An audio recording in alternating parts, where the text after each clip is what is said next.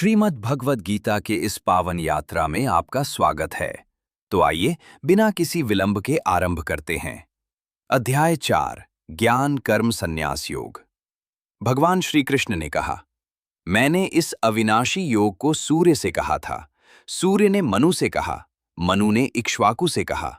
इस प्रकार परंपरा से प्राप्त इस योग को राजर्षियों ने जाना। किंतु हे परंतप, बहुत समय बीत जाने से ये योग इस पृथ्वी पर लुप्त हो गया था। वही ये पुरातन योग आज मैंने तुझे कहा है, क्योंकि तू मेरा भक्त है और प्रिय सखा है। ये बड़ा रहस्य है।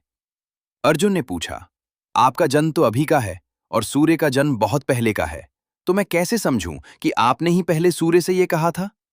भगवान ने उत्तर दिया, हे अर्जुन, मेरे और तेरे बहुत से जन्म हो चुके हैं, उन सबको मैं जानता हूं, पर तू नहीं जानता।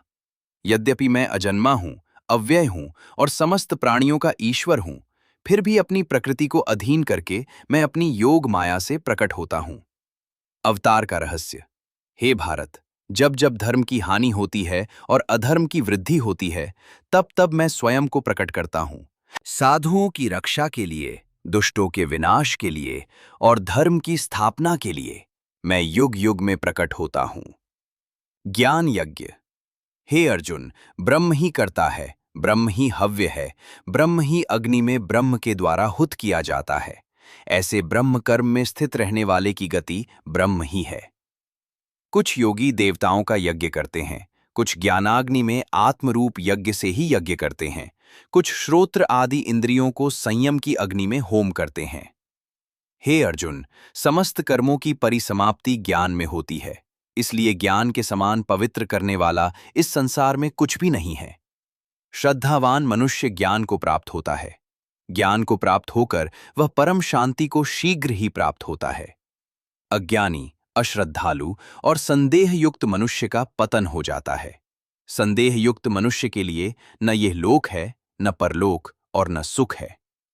हे अर्जुन, इसलिए अज्ञान से उत्पन्न इस हृदयस्थ संशय को ज्ञान रूपी तलवार से काटकर योग में स्थित होकर उठ खड़ा हो। इति ज्ञान कर्म संन्यास योगः। तो ये था अध्याय 4 ज्ञान कर्म संन्यास योग। इस अध्याय में हमने जाना कि ईश्वर क्यों अवतार लेते हैं, ज्ञान यज्ञ की महिमा क्या है और किस प्रकार ज्ञान ही समस्त पापों को भस्म कर देता है। तो इस प्रकार यहाँ अध्याय 4 का समापन होता है। अब आप अध्याय 5 के लिए अगला वीडियो देखें।